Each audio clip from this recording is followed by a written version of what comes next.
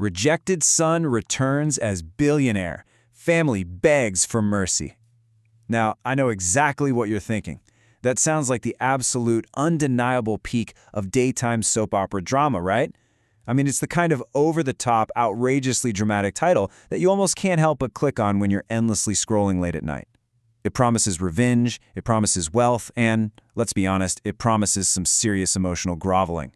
But here is the real mystery we're unpacking today. Why on earth are over 500,000 people tuning in to watch this specific story? What is the magnetic pull of a title so wild it feels almost like a parody? Well, as it turns out, there's an entire hidden universe right behind this clickbait, and it serves a purpose you would probably never, ever guess just by glancing at the thumbnail. Okay, let's dive into this explainer and uncover the bizarre, absolutely fascinating intersection of extreme storytelling and online education. Because what we're looking at here isn't just cheap entertainment. No, it is a highly calculated, incredibly successful teaching tool masquerading as a soap opera. Welcome to the unexpected drama of language learning. Part 1. The high drama hook, revenge, wealth, and clickability. To really understand how this works, we first need to look at how these creators cast their nets. They are literally weaponizing themes of sudden wealth and retribution. Just look at the description. A young boy thrown out, comes back stronger, richer, and unstoppable. This is classic primal storytelling at its finest. It targets our universal love for an underdog. Actually, scratch that. It targets our deep-seated desire for petty revenge. The creator is setting incredibly high stakes right out of the gate, so you aren't just casually observing. You're emotionally invested in seeing this kid prove his terrible family wrong. And you know what? The strategy is undeniably working. This single story from a channel called Easy Say English racked up over 560,000 views in just one single month.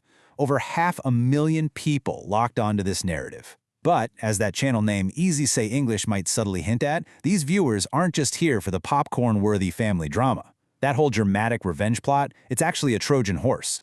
Which brings us to Part 2, the educational plot twist, learning through soap operas. So, the crucial point here is that beneath the explosive titles and begging families, this content is officially categorized as an English listening practice story for beginners. Specifically, it uses what's known in the education world as slow English, targeted right at an A2 comprehension level.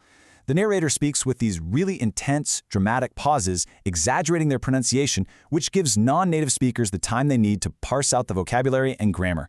The suspenseful plot, that just ensures the student doesn't get bored and click away halfway through the lesson. And this brilliantly illustrates the dual identity of this content. If you look at the creator's metadata, they are feeding two completely different algorithms at the exact same time. On one side, you have the pure narrative hooks, #family drama, #cartoon. But on the other side, it's pure pedagogy, #slow English, #learn English. They are simultaneously targeting people looking for juicy stories and students trying to cram for language proficiency tests. It's genius. Part 3, tropes of the trade, stepmoms, wallets, and cheaters. Now, this isn't just one rogue channel doing this. It is an entire, thriving genre with its own established tropes. The scenarios recommended in this specific subculture are just magnificently unhinged. You've got cruel stepmoms ignoring kids until some shocking twist happens. You have single dads returning a CEO's $50,000 wallet, cheating rich boys, people accidentally finding stolen diamonds, and moms getting locked outside in the snow. Every single one of these is an A2 level English listening practice test disguised as a Hollywood thriller. Part 4. The niche ecosystem, a sprawling network of drama. So we are looking at a highly competitive niche where drama is literally the primary currency of education. I want you to think back to your traditional high school language textbook for a second. The dialogues were always set in, what, a bank? At the airport? Asking for directions to the library? Just yawn. But in this modern YouTube learning ecosystem, the storylines feature bosses offering hush money or an employee getting their bonus canceled so they freeze a $280 million corporate deal. Honestly, which one of those is going to keep a struggling student awake and actively listening? And the spectrum of this ecosystem is incredibly vast. If you want something mild, sure, you can practice your English listening to a slow-spoken story about simple church manners. But if you need a serious adrenaline rush to keep you focused on your vocabulary, you can jump straight into high-stakes corporate espionage with canceled bonuses. It democratizes learning by catering to exactly whatever holds a specific viewer's attention. The best part is, the creators are completely self-aware about this brilliant synthesis. As the source description proudly states, this content is perfect for English learners, listening practice, story lovers, motivation and success inspiration.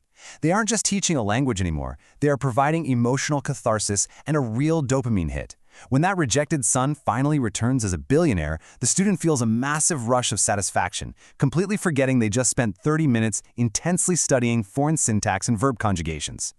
It is absolutely a masterclass in engagement.